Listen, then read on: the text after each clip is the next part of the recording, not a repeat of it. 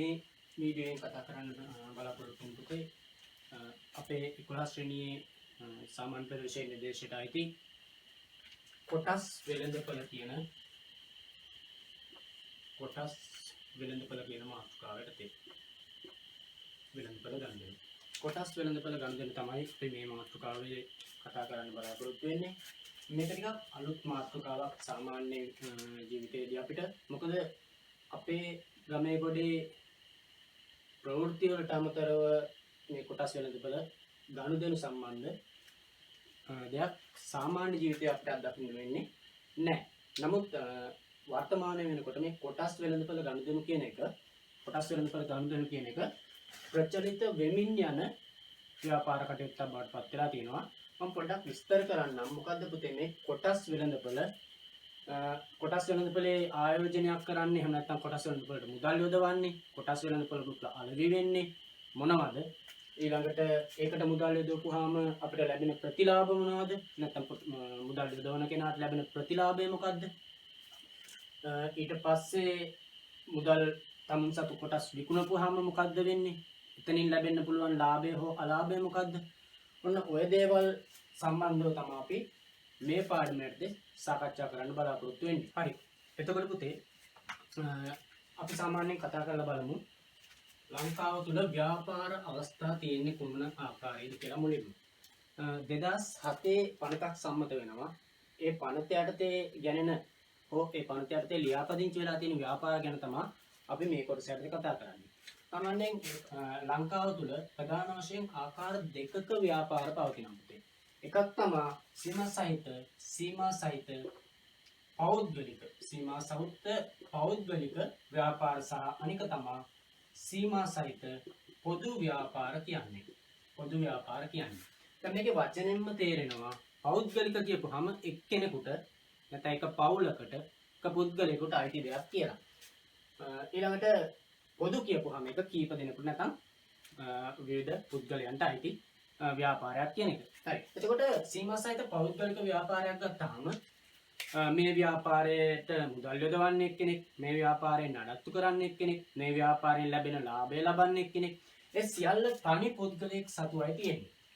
නමුත් පුතේ සීමා සහිත පොදු ව්‍යාපාර කියන වර්ගය ගත්තම මේ සීමා සහිත පොදු ව්‍යාපාරයක් කියන්නේ කීප දෙනෙකුට අයිති සමාගමක්.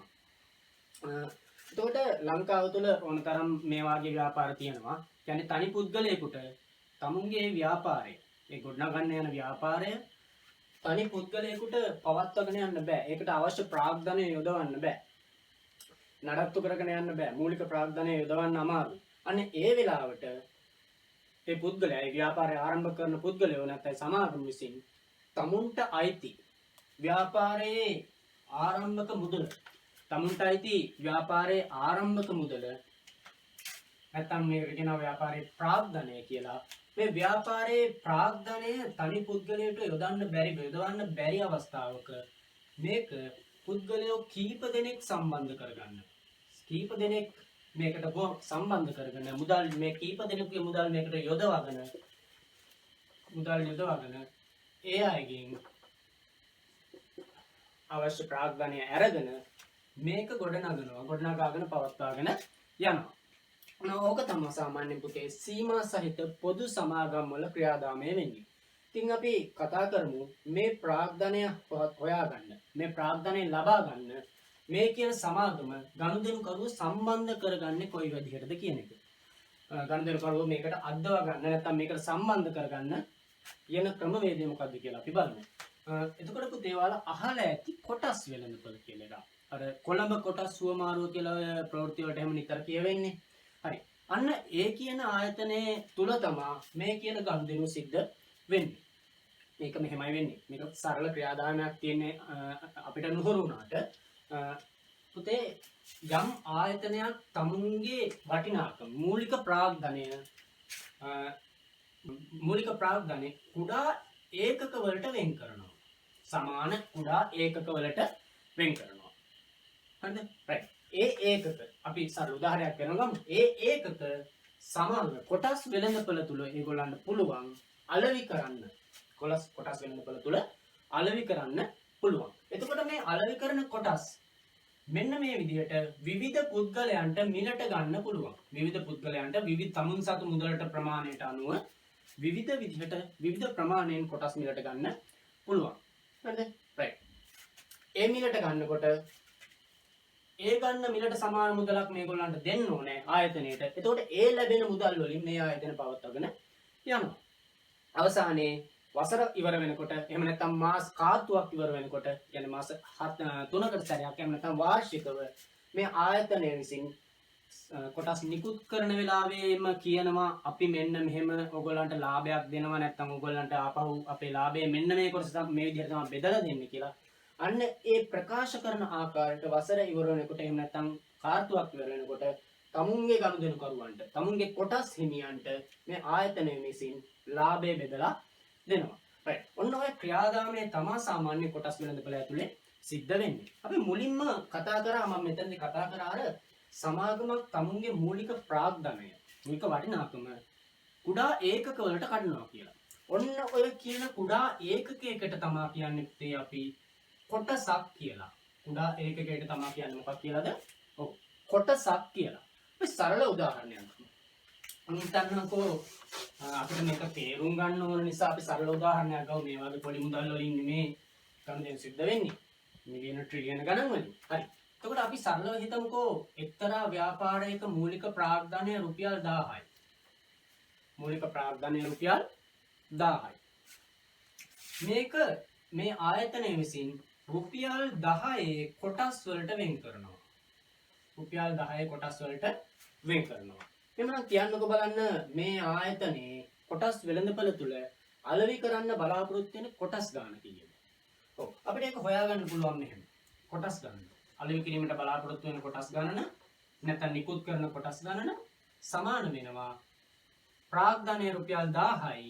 එක කොටසක් රුපියල් 10 ගානේ වෙන් කරන නිසා කොටස් 100ක් තමයි මේගොල්ලෝ වෙළඳපළ තුල අලෙවි කරන්න නැත්නම් කොටස් වෙළඳපළ තුල අලෙවි කරන්න බලාපොරොත්තු වෙන්නේ. හරි. අපි හිතමුකෝ මේ කොටස් 100. ඔන්න එතන රුපියල් 1000ක වටිනාකමකින් යුත් කොටස් 100ක් තියෙනවා. කොටස් කීයක් තියෙනවද? ඔව්. කොටස් 100ක් තියෙනවා. එතකොට මේක කොටස් වෙළඳපළ තුල නිකුත් කරනකොට මේක තව ක්‍රියාවලියක් තියෙනවා. ලාභය ගැන වෙනම කියනවා. මේ අවුරුදු අවසානයේ දෙන ලාභය ගැන වෙනම කතා කරනවා. අපි වෙනම කතා කරමු මේ ඊළඟ පියවරේදී.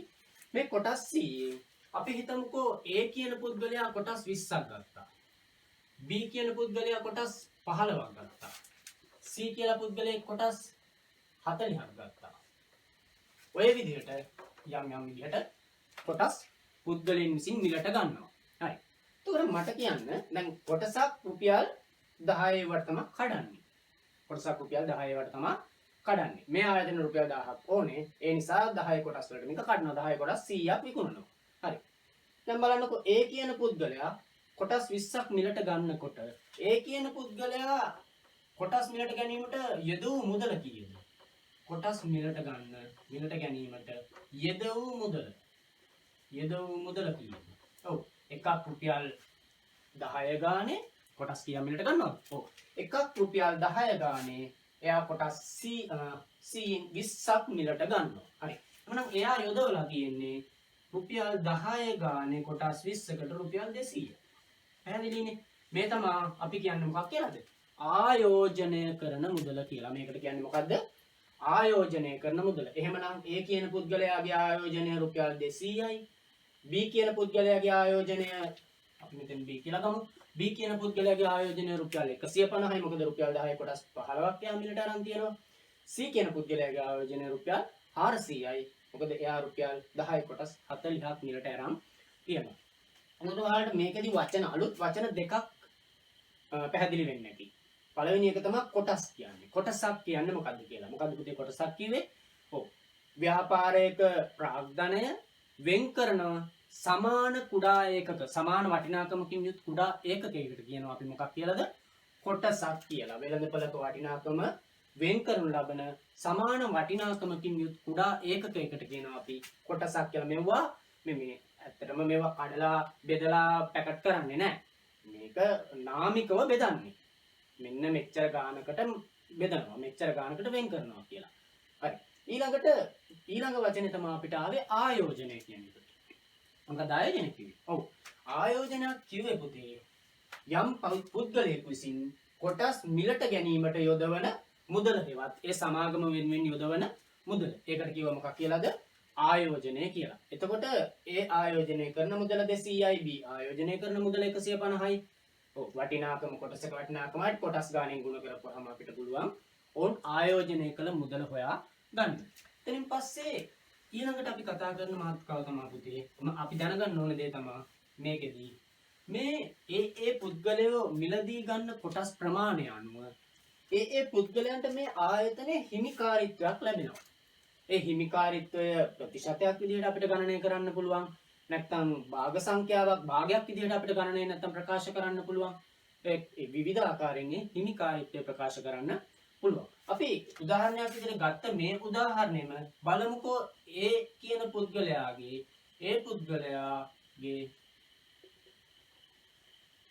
හිමිකාරීත්වය කොච්චරද කියලා මේ ආයතනයේ. ඒ කියන පුද්ගලයාගේ හිමිකාරීත්වය ගත්තොත් මුළු කොටස් 100න් ඒට අයිති කොච්චරයිද කොටස් 20යි. මේක භාගයක් විදිහට ලිව්වොත් භාග සංඛ්‍යාවක් විදිහට ලිව්වොත් අර්ථ නිරූපණය කරොත් 100න් මෙයාට අයිති වෙන්නේ කොච්චරද කොටස් 20ක්. ප්‍රතිශතයක් විදිහට කොච්චරද කියලා හිව්වොත් මෙයාගේ හිමිකාරීත්වය ප්‍රතිශතයක් විදිහට හිව්වොත් එහෙනම් 100කට 20 නම් ප්‍රතිශතය කියන්නේ 100ටමනේ. ඒ නිසා 100ට කොච්චරද? මෙතන කොටස් 100 නිසායි මේ 100යි. මෙතන කොටස් 500ට තිබ්බනම් 500න් 20 නම් 100ට කීයද? කොටස් ලක්ෂයක් තිබ්බනම් ලක්ෂයට 20ක් හරි ලක්ෂයට 5000ක් හරි ලක්ෂයට 10000ක් හරි නම් 100ට කීයද? ඔය විදිහට අපේ කොටස් ගණන් අනුව මෙතන හිමිකාරීත්වය තීරණය වෙනවා. මෙතන 100ට 100 කැපිලා ගිහලා කෙලින්ම මෙයාට තියෙන්නේ නම් මේ ආයතනයෙන් කොච්චර හිමිකාරීත්වයක්ද? 100ට 20ක හිමිකාරීත්වයක්. ඊට අනුරූපව B ට තියෙනවා එහෙනම් 100න් 15යි නම් 100ට කීයද කියලා ප්‍රතිශතය ගන්න පුළුවන්. ඒතකොට B ගේ හිමිකාරීත්වය 115යි. මෙයාට 120ක හිමිකාරීත්වයක් හම්බ වෙනවා. මෙයාට ආයතනයෙන් 115ක හිමිකාරීත්වයක් හම්බ වෙනවා. මෙයාට ආයතනයෙන් 140ක හිමිකාරීත්වයක් හම්බ වෙනවා. ඔන්න ඔය විදිහට පුතේ ආයතනයේ කොටස් මිලට ගන්න පුද්ගලයන්ගේ හිමිකාරීත්වය මේ ආයතනය තුල තහවුරු කරන්න පුළුවන්. අපි මුලින්ම එතකොට දැනගන්න ඕනේ ඔන්න ඔය කියන වචන තුන. කොටසක් කියන්නේ, ආයෝජනයක් කියන්නේ සහ හිමිකාරීත්වය කියන්නේ කොහොමද කියන්නේ. රයිට්. අපි ඒක මේ විදිහට ගණනය කරා. හරි. ඊළඟට අපි දැනගන්න ඕනේ ඊළඟ වචනේ තමයි මේ කොටස් වෙළඳපොළ ගනුදෙනු වලදී ඊළඟට වෙන්නේ අර මම ඔයාලට කිව්වනේ දැන් කවුරු හරි මුදල් යොදවපුවාම ඒ යොදවන්නේ මුදලක් යම්කිසි ව්‍යාපාරයකට මුදලක් යොදවන්නේ යම්කිසි ලාභයක් බලාපොරොත්තු වෙන්නේ. එහෙමනම් අර කියපු ABC කියන පුද්ගලයෝ මේ ව්‍යාපාරයක ආයෝජනය කළා. මෙයාට කොටස් විදිහට තිබ්බේ කොටස් 20ක් තිබ්බා.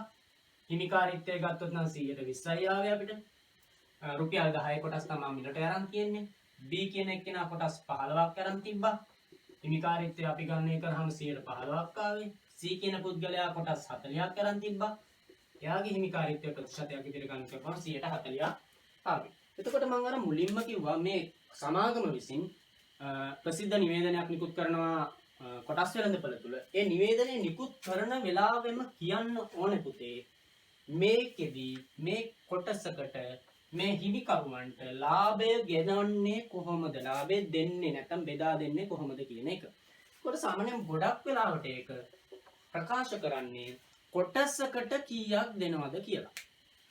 උදාහරණයක් විදිහට අපි ගමුකෝ මේ ආයතනය කියනවා වාර්ෂිකව කොටසකට දෙනවා. ඒ ලාභයට අපි කියනවා තව නමක් ලාභාංශය කියලා.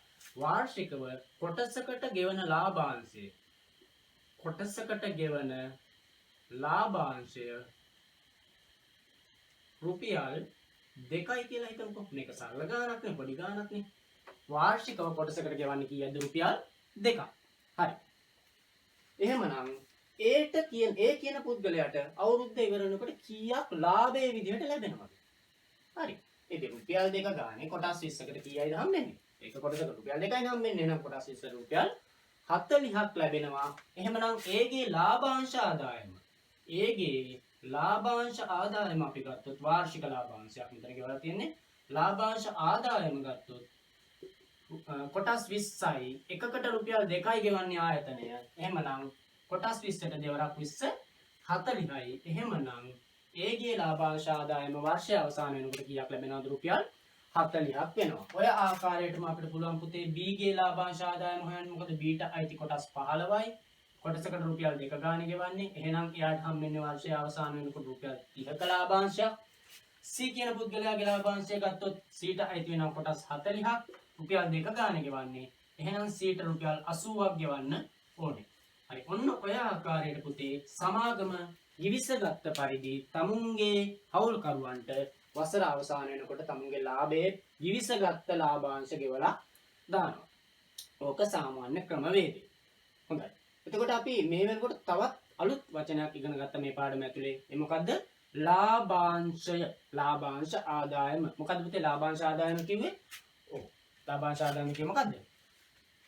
සමාගමක ආයෝජනය කරපු පුද්ගලයෙකුට ඒ ආයෝජනය කරපු මුදල වෙනුවෙන් එහෙම නැත්නම් තමන් මිලදී ගත්ත කොටස් ගණන වෙනුවෙන් සමාගම විසින් වාර්ෂිකව හෝ කාර්තුවක් වශයෙන් මේක කාර්තු වශයෙන් ගෙවන්නත් පුළුවන් වාර්ෂිකව හෝ කාර්තු වශයෙන් ගෙවනු ලබන ලාභයට අපි කියනවා මොකක් කියලාද ලාභාංශ ආදායම කියලා. ලබා ගන්න ලබන ආදායම ලාභාංශ ආදායම කියලා කියනවා. හරි. ඊළඟට පුතේ මේකේ තව එක දෙයක් අපි දැනගන්න ඕනේ. ලාභාංශ ආදායම කියනවා. එතකොට මේකේ තව එක දෙයයි අපිට දැනගන්න තියෙන්නේ මොකද? ප්‍රාග්ධන ලාභය එහෙම නැත්නම් ප්‍රාග්ධන අලාභය කියන්නේ කියලා. දැන් මේක සරල විෂය කොටස් නේ. අර ඔයාලට දැන් තේරෙන්නේ නැති මේක කියලා දෙනකොට මේ නිකන් හරියට ආයතනයක පොත් මෙච්චරක් තියෙනවා. පොත් ගැනුම් කරුවන්ට දෙනවා මෙච්චර ගානේ. ඔන්න ඔය වගේ පොඩි සරල කතන්දරයක් නේ මේක ඇතුළේ යන්නේ. නේද? හරි. එතකොට මෙහෙම එකක් ගමු. මට පුළුවන් දැන් කොටස් හිමියන්ට පුළුවන් මේ තමුන්ට අයිති දේවල් විකුණලා දාන්න. දීර්ඝ කාලීනව එක අවුරුද්දකින් ලාභය ගන්නවා ඊළඟ අවුරුද්දේ ලාභය ගන්නවම දුවන් යන්නත් පුළුවන් ඉදිරියට. නමුත් මේ හිමිකරුවන්ට පුළුවන් දැන් මෙතන ABC කියලා 3 දෙනෙක් හිටියානේ. අපි හිතමුකෝ Aට හිතෙනවා දැන් මේකේ කොටස් ටික මට එපා.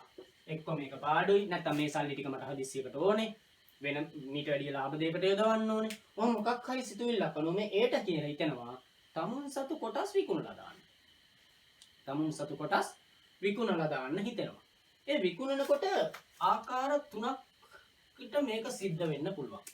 හරි. මෙයාට දැන් මොකද වෙලා තියෙන්නේ කියමුකෝ. ඒ ගත්ත කොටස් ගාන කීයක් තිබුණද? ඒට කොටස්. ඔව් ඒට කොටස් 20ක් තිබුණා. නේද? හරි. එතකොට කොටසක වටිනාකම කීයද එයා ගත්තේ? කොටසක් එයා ගත්තේ රුපියල් 10 ගාන. හරි. ඉතින් මෙහෙම හිතමු. මෙයා මේක විකුණනවා රුපියල් 10 ගානේ මේක. කොටසක් රුපියල් 1ක් රුපියල් 10 ගානෙම විකුණනවා. ඒ කියන්නේ වෙන විදිහකට කියනවා නම් සම මිලටම විකුණලා දානවා. මිලට ගත්තේ 10ට විකුණන්නේ 10ට. ඒකට මේකේ ලාභයක් හෝ අලාභයක් සිද්ධ වෙන්නේ නැහැ. මෙතනදී ලාභයක් හෝ අලාභයක් සිද්ධ වෙන්නේ නැහැ. සම මිලට විකුණලා දානවා. දෙවණියට වෙන්න පුළුවන් දේ තමයි මේක ටිකක් වැඩි කරලා විකුණනවා.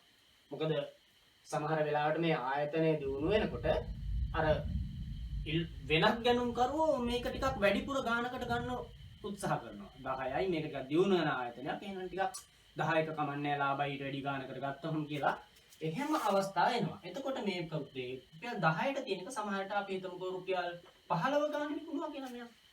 හරි. 10ට ගත්තා 15 ගාන එකක්. එතකොට මෙයාට ලැබෙනවා ලාභයක්. ඒකට අපි කියනවා පුතේ ප්‍රාග්ධන ලාභය කියලා. මොකක්ද?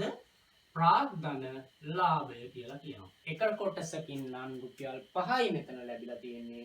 එයාට කොටස් 20ක් තිබෙන්න පස්වරක් 20 ප්‍රාග්ධන ලාභය මෙතන නම් එයාට හම්බෙලා තියෙනවා රුපියල් කීයද? ප්‍රාග්ධන ලාභය රුපියල් 100ක්. හරි. එකකින් රුපියල් 5යි 10ට අරන් 15ට විකුණනකොට 5යි ලාභය.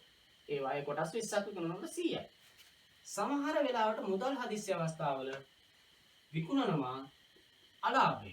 ඒ කියන්නේ පාඩුවටත් විකුණනවා. වෙන කරන්න දෙයක් නෑ. හදිස්සි කොහොම හරි මේක සම්පූර්ණ කරගන්න නෑ මුදල. ඒ වෙලාවට පුතේ අපි හිතමුකෝ මේක රුපියල් 8 ගානේ විකුණුවා කියලා. මේ වෙලාවේ වෙන්නේ අලාභයක් නැත්නම් පාඩුවක්. 10ට අරගෙන 8කට විකුණනකොට රුපියල් 2ක් පාඩු වෙන එකකින්. එහෙමනම් ඒකට කියනවා පුතේ අපි මොකද්ද? ප්‍රාග්ධන අලාභය කියලා. මොකද්ද? ප්‍රාග්ධන අලාභය කියලා. මෙතන නම් එකකට රුපියල් 2 ගානේ. එකකට රුපියල් 2 ගානේ කීයක් පාඩුද මෙයාට? කොටස් 20ට රුපියල් 40ක් පාඩුයි. එහෙනම් ප්‍රාග්ධන අලාභය කීයක් වෙනවද? රුපියල් 40ක්. ඔයාලට පැහැදිලි වෙන්න ඇති කොටස් වෙළඳපොලේ ගනුදෙනු සිද්ධ වෙන ආකාරය. මෙන්න මේ කියපු විෂය කරුණු කියන්නේ මේ කතා කරපු කරුණු ටික අනුව විතරයි අපිට කොටස් වෙළඳපොලේ ගනුදෙනු විස්තර කරන්න තියෙන්නේ. එතකොට අපි අවස්ථා කීපයක් කතා කරා නැත්නම් අලුත් දේවල් කීපයක් කතා කරා. පළවෙනි එක තමයි මොකද්ද කොටසක් කියන්නේ කියලා. දෙවෙනි එක කතා කරා මොකද්ද? ඔව්. මොකද්ද ආයෝජනය කියන්නේ කියලා. ආයෝජනය කියන්නේ කියලා. තුන්වෙනි එකට කතා කරා පුතේ අපි මොකද්ද? ඔව්. සමාගමේ හිමිකාරීත්වය. තුන්වෙනි එක කතා කරා අපි හිමිකාරීත්වයක් ගන්න කරගන්නේ කොහොමද කියලා. ඊළඟට අපි මොකද්ද කතා කරන්නේ? ඔව්. ඊළඟට කතා කරා ලාභාංශ කියන්නේ මොනවද කියලා. ලාභාංශ ආදායම් නැත්නම් ලාභාංශ කියන්නේ මොනවද කියලා. අවසානයේ අපි කතා කළේ මොකද්ද? ප්‍රාග්ධන ලාභ එහෙම නැත්නම් ප්‍රාග්ධන අලාභය කියන්නේ මොකද්ද කියන එක. ඔය කියන විෂය කරුණු යටතේ තමයි කියන්නේ මෙන්න මේ කියන දේවල් පහ යටතේ තමයි පුතේ අපිට ගැටලුවක් ලෙහන්න එන්නේ කොටස් වෙළඳපොළ සම්බන්ධ කරගෙන. එහෙමනම් අපි විවිධ ස්වරූපයේ ගණන් කිහිපයක් අරගෙන බලමු කොහොමද මේ කොටස් වෙළඳපොළට අදාළ ගැටලුවක් निराකරණය කරගන්නේ කියලා.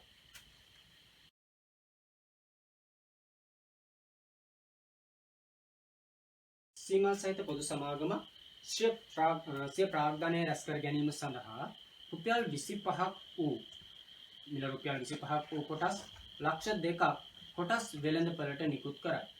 එම සමාගමේ ආයෝජනය කරන කමල් ඉන් කොටස් 6000ක් මිලට ගනී. හරි. එතකොට මෙතනදී ආයතනයේ කොටසක වටිනාකම ගත්තොත් කොටසක වටිනාකම ගත්තම කොටසක වටිනාකම රුපියල් 25යි. 25ක් වෙන කොටස් තමයි වෙළඳපොළට නිකුත් කරලා තියෙන්නේ. ඊළඟට මෙතන නිකුත් කරපු කොටස් ගන්න. නිකුත් කරපු කොටස් ගණන ලක්ෂ 2ක්.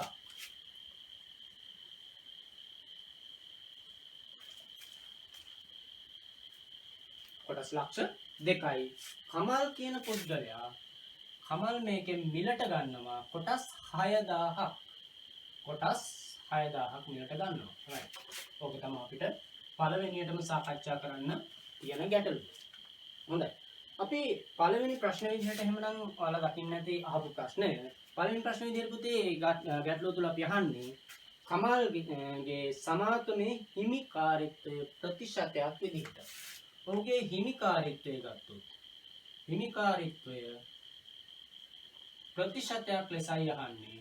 ප්‍රතිශතයක් ලෙස ගත්තොත් පුතේ මුළු කොටස් ලක්ෂ 2කින් එයාට කීයක් අයිතිද? ඔව් ලක්ෂ 2කින් එයාට අයිතිලා තියෙන කොටස් 6000යි. එහෙනම් ප්‍රතිශතයක් බවට ඒකපත් කරනකොට ලක්ෂ 2කට 6000ක් නම් 100ට කීයක්ද කියලා අපි ගණනය කරන්න ඕනේ. ඔහුගේ හිමිකාරීත්වය ප්‍රතිශතයක් විදිහට මුළු කොටස් ලක්ෂ 2කින් 6000ක් එයාට අයිති. එහෙමනම් කොටස් 100න් එයාට කීයක් අයිතිද කියලා බලමු. හරි. අපි සරල කරලා දාමු බිංදු මෙතන 4.5 1යි 2යි 3යි 4යි 5යි දෙවරක් වලින් 3ක් කැපෙනවා. එහෙනම් 100ට 3යි ඔහුගේ හිමිකාරීත්වය. කොටස් 6000යි ගන්නෙ. ලක්ෂ 2කින් 6000ක් කියන්නේ 100ට 3ක්. එහෙනම් කමල්ගේ හිමිකාරීත්වය කොටස් සමාගමේ 100ට 3ක් වෙනවා. හරි. දෙවෙනි ප්‍රශ්නේ විදිහට පුතේ අපෙන් අහන්නේ කමල් සමාගමේ ආයෝජනය කරන මුදල. මේකත් අපිට ඉස්සල්ලා ආවා විස්තර කිරීමේදී ආයෝජනය කරන මුදල.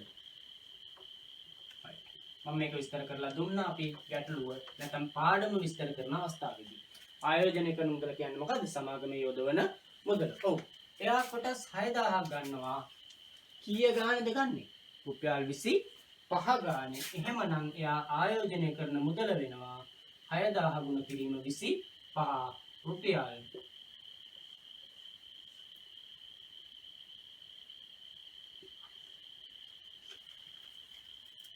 1,50,000. රුපියල් 1,50,000ක් කමල් ආයෝජනය කරනවා ඔන්න ඔය කියන සමාගමේ. එයාගේ හිමිකාරීත්වය 3යි. හරි. අපි කතා කරමු ඊළඟට මේකේ අපිට ලැබුණ තුන්වෙනි ගැටලුව. හරි.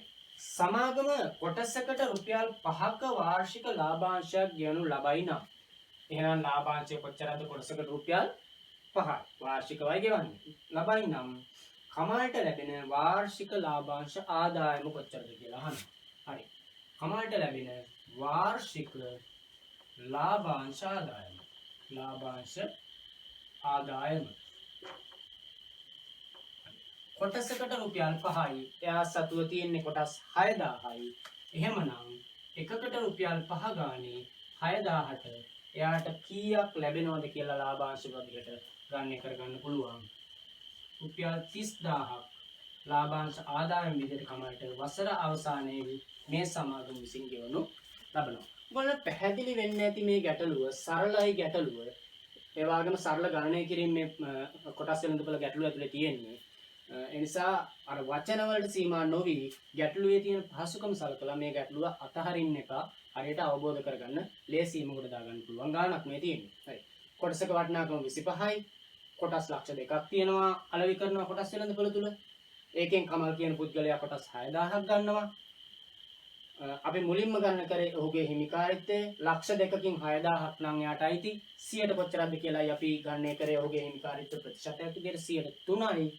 ඊළඟට අපි දෙවෙනි කොටසේදී බැලුවා ආයෝජනය කරන මුදල රුපියල් කොටස් 6000ක් එයා ගත්තා එකක් රුපියල් 25 ගානේ ගත්තේ.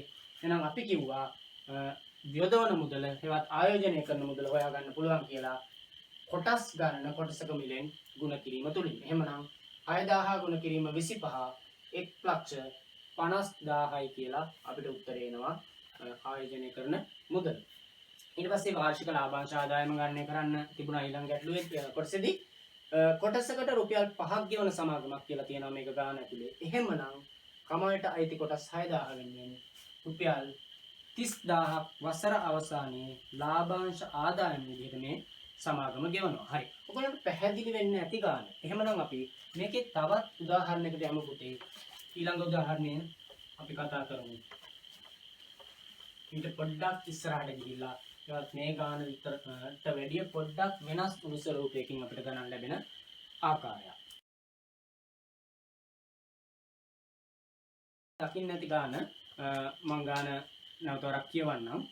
14ක ලාභාංශ ගෙවන සමාගමක. එතකොට සමාගම මෙතනදී ගෙවන්නේ මේක ටිකක් ස්වරූපය වෙනස්.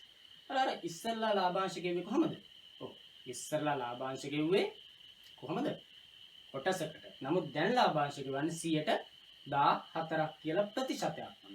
ලාභාංශ ගෙවන සමාගමක කොටසක වටිනාකම රුපියල් 12 බැගින් වන කොටස් 7500ක් ව්‍යාපාරිකයෙක් මිලට ගන්නවලු. තිබ්බ කොටස් ගන්න එතන අදාළ කරගෙන නැහැ. රුපියල් 12 ගන්න කොටස් 7500ක් ඔහු මිලට ගන්නවා. ලාභාංශය ගෙවන්නේ 14ක්. මේකෙදි අපෙන් අහනවා මුලින්ම සමාගමේ ඔහු ආයෝජනය කරන මුදල. එහෙනම් මුලින්ම අපිට හොයාගන්න පුළුවන් පුතේ ආයෝජනය කරන මුදල.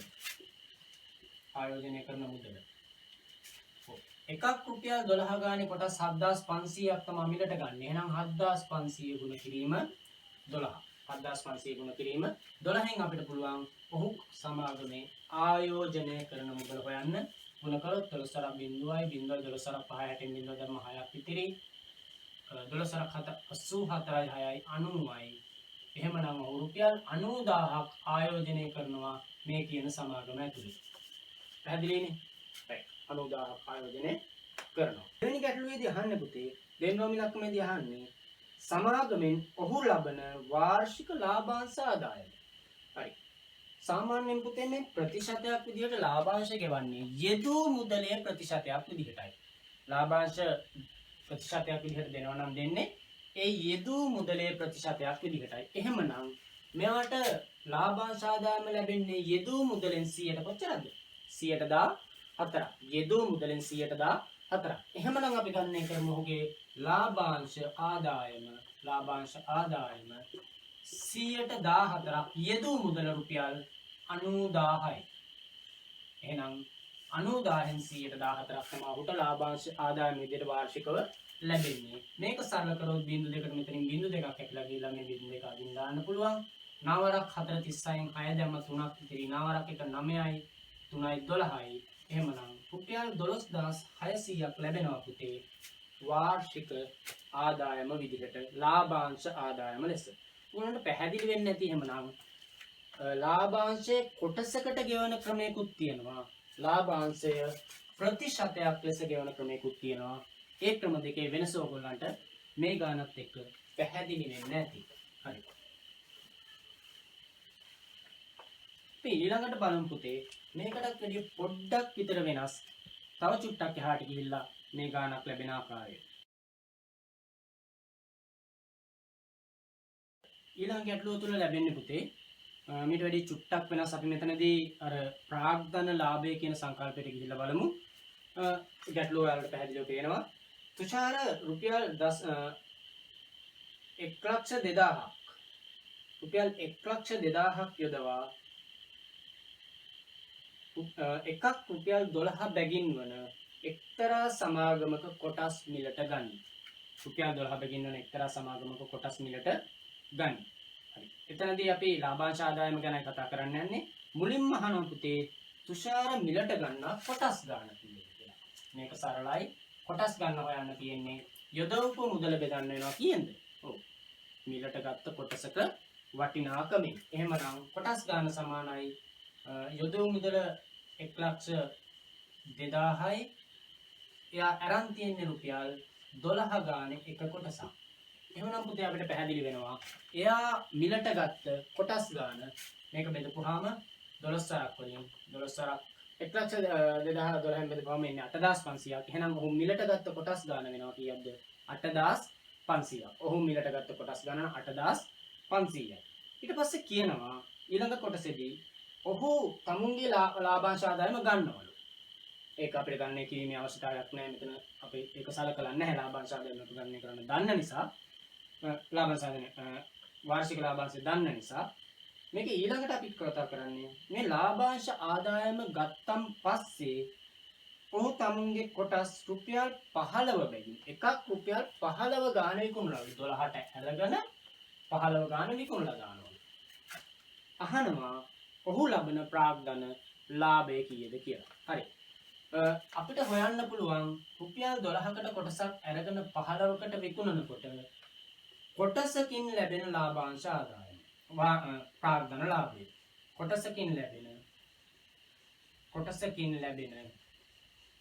ප්‍රාග්ධන ලාභය. රුපියල් 15කට විකුණන්නේ 12ට ගත්ත එකක්. එහෙනම් කොටසකින් ලැබෙනවා රුපියල් 3ක ප්‍රාග්ධන ලාභයක්. ඔහු සතුව කොටස් 8,500ක් තියෙනවා. එහෙනම් සියලු කොටස් වලින් ලැබෙන ප්‍රාග්ධන ලාභය අපිට හොයන්න පුළුවන්. ඔහු සතු කොටස් 8,500 ගුණ කරන්න 3කින්. එකකින් රුපියල් 3ක ලාභාංශ ආදායමක් ලැබෙන නිසා.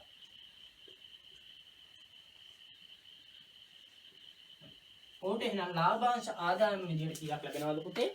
25,500ක් රුපියල් 25,500ක් ඔහුට ලාභාංශ ආදායම විදිහට තමුන්ගේ කොටස් නැවත අලෙවි කිරීම තුලින් ලබා ගන්න පුළුවන් වෙනවා. බලන්න පැහැදිලි වෙන්නේ නැති දැන් අපි එකිනෙකට වෙනස් ස්වරූපවල ගැටලු තුනක් තමයි සාකච්ඡා කරේ. මුලින්ම අපි සාකච්ඡා කරපු ගැටලු ඇතුලේ තිබුණේ හිමිකාරීත්වය හොයන්න, ආයෝජනය කළ මුදල හොයන්න සහ සරල ලාභාංශ ආදායමක් කොටසකට ලාභාංශ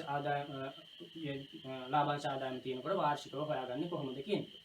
දෙවෙනි ගැටලුව ඇතුලේ අපි සාකච්ඡා කරේ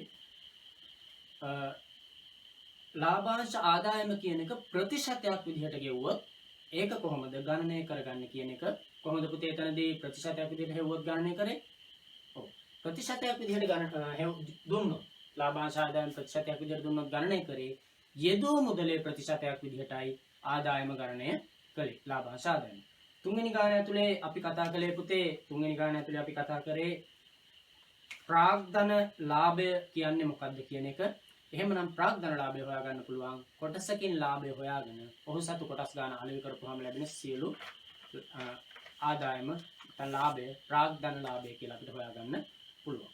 ඔය තමයි සරලවම මේ සරලවම කොටස් වෙළඳපොළ ගණන් සිද්ධ වෙන ආකාරය. මේක යම් දේවල් සම්බන්ධ කරලා විවිධ ආයෝජන සම්බන්ධ කරලා පොඩ්ඩක් විතර එහෙට මෙහෙට ගියපු ගණන් අපිට විවිධ ආකාරයෙන් ලැබෙනවා. මොකද ඔයගොල්ලන්ගේ පෙළ පොතේ තියෙනවා ඒ වගේ ගණන්. ආසන්න අවුරුදු කීපේ නම් කොටස් වෙළඳපොළ ගැටලුවක් ආවෙන්නේ නැහැ. ඒ නිසා යම් බලාපොරොත්තුවක් තියන්න පුළුවන් කොටස් වෙළඳපළ වෙන මේ අවුරුද්ද තුල 2021 තුල. ඉතින් කොහොම හරි අපිට ගානක් එනවා නම් ඊට එහා ගිය සම්බන්ධතා එකයි එන්නේ සම්පූර්ණ රචනා ප්‍රශ්නයක් විදිහට ලැබෙනවා නම් හරි. අපි තව ගානකට ගිහිල්ලා බලමු පොඩ්ඩක් වෙනස්. බලන්න පුතේ අපි මේ ගාන බලමු. සිල්වා මහතා එනම් සමාගමක කොටස් රුපියල් 8.50 බැගින් මිලට ගැනීමට රුපියල් 4,25,000ක් යොදවයි. ඒ කියන්නේ රුපියල් 8.50 ගාන තමයි ඔහු මේවා මිලට ගන්න. රුපියල් 4,25,000ක් යොදවනවා. සමාගම තම කොටස්කරුවන්ට 12%ක වාර්ෂික ලාභාංශයක් ගෙවනවලු. සමාගම ගෙවන්නේ 12%ක්. දැන් ඔයාලට මතකයි ප්‍රතිශතයක් විදිහට දුන්නොත් කොහොමද ගණනය කරන්නේ? යෙදූ මුදලේ ප්‍රතිශතයක් විදිහටයි ලාභාංශය ගණනය කළේ. හොඳයි. සිල්වා මහතා වාර්ෂික ලාභාංශ ආදායම ලැබීමෙන් පසු ආදායම ගත්තා. තමා සතු කොටස් 10.50 ගානේ අධිමිලට විකුණන්නේ. ඒ කියන්නේ 8.50 එක 10.50ට විකුණනවා කියන්නේ රුපියල් 2ක ලාභයක් ලැබෙනවා එක කොටසකින් ප්‍රාග්ධන ලාභයේ විදිහට. විකුණා දැමීම. අනතුරුව ලාභාංශ ආදායම සහ කොටස් විකුණා ලද ආදායම. ලාභාංශ ආදායමයි කොටස් විකුණා ලද ආදායම. මුළු මුදලම විකුණපුවාම ලැබෙන මුළු මුදලම ආදායම පවුමක් රුපියල් 15000 බැගින් වන රන් පවුම් මිලට ගන්න යොදවනවලු. පවුමක් රුපියල් 15000 බැගින් වන රන් පවුම් මිලට ගන්න යොදවනවලු. වසරකට පසු එම රන් තොගය 18000 ගාන විකුණනවා. හරි. ඔන්න ක්‍රියාවලිය. ඔයාලට පැහැදිලි වෙන්නේ නැති මේක දැන් සම්බන්ධ කරලා තියෙනවා විවිධ ගණුදු. නැත්නම් මෙතන ගණුදු දෙකක් මේක ඇතුලේ සම්බන්ධ කරලා තමයි ගැටලුව අහලා තියෙන්නේ. හරි. එතකොට ඔයගොල්ලන්ගේ තිරේ මේ ගාන 20 වෙන නිසා ඔයාලා සටහන් කරගන්න ඇති. සටහන් කරගෙන ගාන හදාගෙන යන්න ඇති. හදන්න. ගාන හදලා වීඩියෝ එක නවත්තලා ගාන හදන්න. හදලා එතනින් පස්සේ මාත් එක්ක මේ ගාන සාකච්ඡා කරනකොට ඔයගොල්ලන්ගේ නිවැරදිතාවය පරීක්ෂා කරගන්න පුළුවන්. නැත්නම් මම මේ කියන දේ අහගෙන ඉඳලා තේරුමක් වෙන්නේ නැහැ. හරි. හරි. එතකොට ඔයාලට ගාන පැහැදිලි වෙන්නේ නැති මේ කියවගෙන ගියාම අපි ව්‍යුහගත කරපු ප්‍රශ්නයක් නිසා පහසුවෙන් උත්තරේ ගන්නත් පුළුවන් පියවරෙන් පියවර ගිහිල්ලා. අපි බලමු එහෙමනම් පියවරෙන් පියවර පුතේ කොහොමද මේ ගැටලුවට උත්තර හොයාගන්නේ කියලා. හරි. පළමුවෙනි රෝමේ ලක්කමට ගියාම මුලින්ම අහනවා පුතේ සිල්වා මහතා මිලටගත් කොටස් ගණන කීයද? හරි. සරල උදාහරණයක් විදිහට සරල ගැටලුවක් විදිහටයි ලැබෙන්නේ අපිට පිළිතුර ලබා ගන්න. රුපියල් 4,25,000ක් යොදවලා තියෙනවා. එකක් කී ගානේ දරන් තියෙන්නේ 8.50 ගානේ. එහෙමනම් කොටස් ගණන අපිට හොයාගන්න පුළුවන්. ඔහු මිලටගත් කොටස් ගණන සමානයි 4,25,000 බෙදීම 8.50. 4,25,000 බෙදීම 8.50. right. මේක 4,25,000 8.50න් බෙදුවාම අපිට මේක සරල කරගන්න පුළුවන් ඕනනම් මේකේ දශම ස්ථානය නැති කරගෙන ඒ කියන්නේ 85 ගන්න ගමන් මෙතන බිඳුවක් දාලා ඒ කියන්නේ 4,25,000ගේ අගට බිඳුවක් දාන ගමන් මෙතන 85 කරගන්න පුළුවන්. ඒතර 4,25,000 85න් 8.50න් බෙදපුවාම 85න් බෙදපුවාම අපිට එනවා පිළිතුර 50,000ක්. හරි. ඔහු මිලට ගත්ත කොටස් ගන්න කීයක් වෙනවද පුතේ? එහෙමනම් 50,000. මේක ඔයගොල්ලන්ට සුළු කරගන්න පුළුවන් වෙන්නේ නැති. හරි. එහෙමනම් සිල්වා මහතා කොටස් 50,000ක් මිලට අරන් තියෙනවා. දෙවෙනි ප්‍රශ්නේදී අපෙන් අහන්නේ මේ ගැටලුවේ ඔහු ලද වාර්ෂික ලාභාංශ ආදායම. මේකත් ප්‍රතිශත ගණනය කිරීමක් තියෙන්නේ 12%ක වාර්ෂික ලාභාංශයක් ගෙවනවා කියලායි කියන්නේ. එහෙනම් යෙදූ මුදල ගන්නවා අපි 4,25,000යි. ලාභාංශ ආදායම වෙනවා. ලාභාංශ ආදායම යෙදූ මුදලෙන් 12%ක් ලැබෙන්නේ. එහෙමනම් 12% ගුණ කිරීම 4,25,000. right. 4,25,000න් ගුණ කරපුවාම අපිට බිංදුවක් කැපිලා යනවා. 12 වලින් ගුණ කරන්න තියෙන්නේ 12 බිංදුවයි 12 5 60න් බිංදුව දැම්ම 6ක් ඉතිරි 12 2 24 30න් බිංදුව දැම්ම 3ක් ඉතිරි 12 4 48යි 3යි 51යි. එහෙමනම් ඔහුගේ වාර්ෂික ලාභාංශ ආදායම වෙලා තියෙනවා කීයද පුතේ? ඔව් රුපියල් 51,000ක්. ඔයගොල්ලන්ට පිළිතුර ලැබෙන්නේ නැති. හරි. තුන්වෙනි රෝම ඉලක්කමේදී ලැබෙන්නේ ඔයගොල්ලන්ට මේක පැහැදිලිනේ නේද? තුන්වෙනි රෝම ඉලක්කමේදී ලැබෙන්නේ කොටස් විකිණීමෙන් ලද ප්‍රාග්ධන ලාභය. හරි. ප්‍රාග්ධන ලාභය කොටසක් විකුණන්නේ 10.50යි. එහෙනම් 8.50ට ගත්ත එකක් 10.50ට විකුණනකොට කොටසකින් ලැබෙන්නේ ලාභය කීයද? රුපියල් 2ක්. ප්‍රාග්ධන ලාභය රුපියල් 2යි. ඔහු සතුව තිබ්බ කොටස් 50000යි. එහෙනම් අපිට මෙතන ගණනය කරගන්න පුළුවන් ප්‍රාග්ධන ලාභය එක කොටසකින් ප්‍රාග්ධන ලාභය මෙතනින් මුලින්ම ගණනය කරමු. කොටසකින් ප්‍රාග්ධන ලාභය වෙනවා රුපියල් 10.50. අඩු කිරීම 8.50 රුපියල් 2යි. එහෙනම් මුළු ප්‍රාග්ධන ලාභය අපිට ලැබෙනවා. මුළු ප්‍රාග්ධන ලාභයේ කොටස් 50000යි තිබුණේ. ඒක ගුණ කිරීම 2යි. රුපියල් ලක්ෂයක්. ප්‍රාග්ධන ලාභය ලැබෙනවා රුපියල් ලක්ෂයක්. හරි. ප්‍රාග්ධන ලාභය ලක්ෂයයි.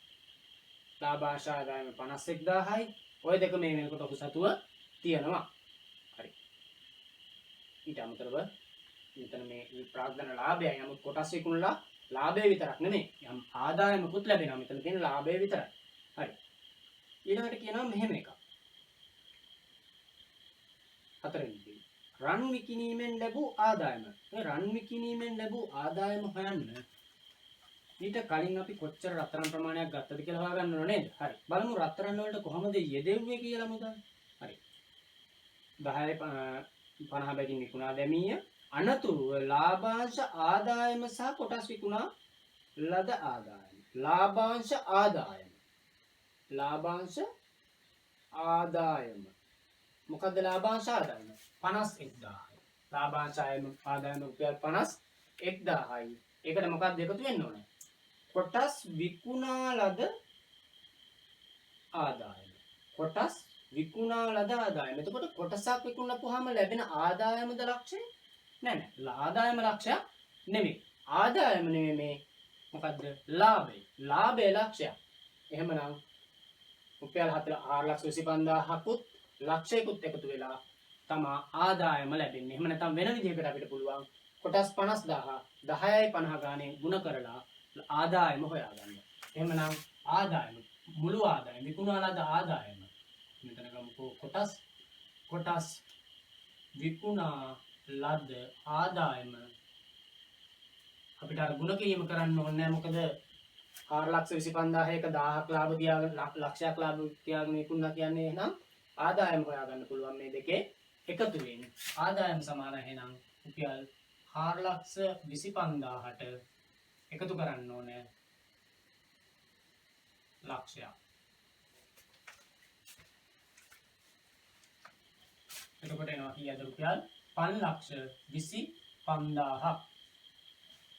හරි. එහෙමනම් කොටස් විකුණලා ලබන ආදායම වෙනවා පුතේ රුපියල් 5,25,000ක්. පැහැදිලි නේද?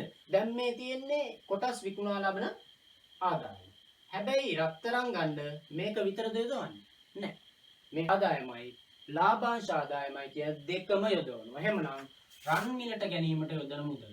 රන් මිලට ගැනීමට යොදවන මුදල. යොදවන මුදල 5,25,000ට එකතු වෙන්න ඕනේ ලාභාංශ ආදායම වෙන රුපියල් 51,000. එකතු වුණාම රත්තරන් මිලට ගන්න යොදවලා තියෙනවා 5,76,000ක් රුපියල්. රත්තරන් මිලට ගන්න යොදවලා තියෙනවා රුපියල් 5,76,000ක්. පැහැදිලි නේද? හරි. මේ 5,76,000න් මිලට ගන්න රන් පවුමක මිල කීයද? හරි. මිලට ගන්න රුපියල් 15,000ක් වටිනා රන් පවුමක්. එහෙනම් අපිට පුළුවන් මෙතනින් පස්සේ හොයාගන්න පුතේ මිලට ගන්නා රන් ප්‍රමාණය. මිලටගත් රන් ප්‍රමාණය. මිලටගත් රන් ප්‍රමාණය හොයන්න පුළුවන් 5,76,000න් ඒක බෙදන්න වෙනවා අපිට 15,000න්. බිල්ල තුනක් කැපිලා යනවා. 576 15න් බෙද හොයන්න පුළුවන්. එහෙනම් ආදායම 38.4ම විකුණන්න කීය ගානේද? 18,000 ගාන. පවුන් 38.4 විකුණන්න කීයද? 18යි රුපියල් 18,000 ගාන. එතන ගුණ කරොත් රුපියල් 6,91,200ක් ආදායම විදිහට ලැබෙනවා. වරද්ද ගන්න එපා. මේ ලාභය නෙමෙයි ආදායම. රත්තරන් විකිණීමෙන් ලැබූ ආදායම. 18,000 ගාන විකුණන්නේ. ලාභය හොයන්න උනොත් 38.4 කීයෙන් ගුණ කරන්නේ? ඔව්. ලාභය අවශ්‍ය නම් 3000න් ගුණ කරා නම් 6. නමුත් ආදායම වෙන්නේ ඒක 18000න් ගුණ කරපුවාම. වියදම් කරලා තියෙනවා 576000. ලබලා තියෙනවා 6,91,200. එhmenan ලාභය ওই දෙකේ වෙනසින් හොයාගන්න පුළුවන්. නැත්නම් මේ උත්තරේ 3000න් ගුණ කරලා හොයාගන්න පුළුවන්. ඔයගලන්ට පැහැදිලි වෙන්න ඇති. ආදායම සහ ලාභය පටලවා ගන්න එපා. ඊළඟ කොටසේදී අහන්නේ ඔන්න ආදායම හෙව්වා. ඊට පස්සේ එයාගේ මිතුරෙක් මෙහෙම දෙයක් කියනවා. ඔය විදිහට රත්තරන් ගන්න සල්ලි දාන්නේ නැතුව 116 පොලියට බැංකුවේ දැම්මනම් කොයිට වැඩිය ලාභයි කියනවලු. එහෙමනම් ඒ ප්‍රකාශයේ සත්‍ය අසත්‍යතාවය අහනවා. හරි. එහෙමනම් අපි බලමු 116 ගානේ මේ 5,76,000 බැංකුවෙන් දැම්මනම් අවුරුද්දකට පස්සේනේ රත්තරන් විකුණන්නේ. එහෙනම් අවුරුද්දකට පස්සේ පොලිය විදිහට නැත්නම් බැංකුවෙන් අපිට කීයක් ලැබෙනවද කියලා. right. එහෙමනම් බැංකුවේ තැන්පත් කළේ නම් බැංකුවේ තැන්පත් කළේ නම් ආදායම. හරි. මෙතන හොයමු 116 ගානේ 5,76,000කට අවුරුද්දකට නිසා කොහොමද හොයන්න පුළුවන්? 16 ගුණ කිරීම 5760. 16 ගුණ කිරීම 5760 රුපියල් 92,160ක් වෙනවා. මේක සුළු කරගන්න ඔයාලට පුළුවන් වෙයි. රුපියල් 92,160ක් වෙනවා. පොලිය විදිහට ලැබෙන්නේ කීයද? රුපියල් 92,160ක්. අවසානයේ ආදායම ගත්තොත් ආදායම විදිහට ගත්තොත් අතන 5,76,000යි පොලිය 92,160යි ආදායම විදිහට ලැබෙනවා 97,600 දැම්ම එකක් ඉතිරි 6යි 6,68,160. එතකොට ඔයාලට මෙතන පැහැදිලි මේ දෙකේ මෙන්න බැංකුවේ දැම්මනම් අවුරුද්ද ඉවර වෙනකොට අපිට ලැබෙන ආදායම. ලාභය නෙමෙයි මුළු මුදල. පොලියයි තැන්පත් මුදලයි එකතුව. මේ තමයි රත්තරන් අරගෙන අවුරුද්දකට පස්සේ විකුණුවා නම් අපිට ලැබෙන ආදායම. කවුද විශාල? මෙතන 6,91,200 රන් මිලදී රන් විකිණීමෙන් ලැබෙන්නේ බැංකුවේ තැන්පත් කරා නම් 6,68,000යි. එතනින් පැහැදිලි වෙනවා ඔය කියපු ප්‍රකාශ අසත්‍යයි හෙවත් මෙයා විශාලයි. යාළුවා කියන්නේ බැංකුවේ තැන්පත් කරා නම් ලාභයි කියලා. එමනම් ඒක අසත්‍යයි. අපිට මෙතන ලියන්න වෙනවා මේ ප්‍රකාශය 6,68,160 කියන එක්කෙනා කුඩායි 6,91,200ට වඩා. එම නිසා ප්‍රකාශය මිතුරාගේ ප්‍රකාශය අසත්‍ය වේ. මිතුරාගේ ප්‍රකාශය අසත්‍ය වේ. එහෙමනම් මිතුරා කරන ප්‍රකාශය අසත්‍යයි. ඔයගලන්ට පැහැදිලි එහෙමනම් කොහොමද මේක ගණනය කිරීම සිද්ධ වුනේ කියලා. පැහැදිලි නේද? right. බලන්න පොඩ්ඩක් අපැහැදිලි තැනක් තියෙනවද කියලා. ඔයාලට පැහැදිලි වෙන්නේ නැති මේ වාගේ ගැටලුවක් ආවම අපි කොහොමද ඒක විසඳන්නේ කියලා. හොඳයි. එහෙමනම් අපි මේ අර්ථයේ ගැටලු කීපයක් සාකච්ඡා කරා.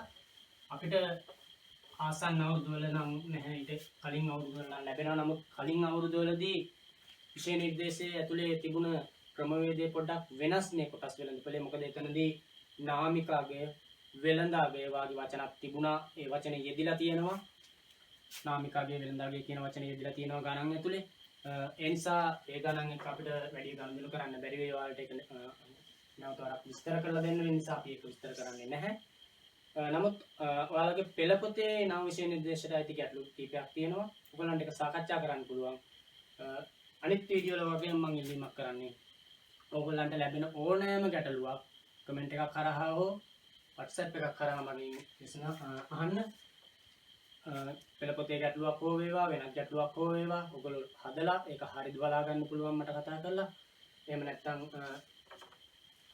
WhatsApp කරහා වෙමසලා දැනගන්න පුළුවන්. බලමු අපි එහෙමනම් ඔයගොල්ලෝ කොහොමද මේ පාඩම තේරුම් ගත්තද? තේරුම්ගෙන ඔයගොල්ලන්ට අවශ්‍ය ප්‍රවණතාවය නිපුණතාවය මේ හරහා ලබා ගත්තද කියලා. එහෙනම් සුබ දවසක් සියලුම දෙනාට මේ පාඩම සම්බන්ධ වෙන්න. බොහොම ස්තුතියි.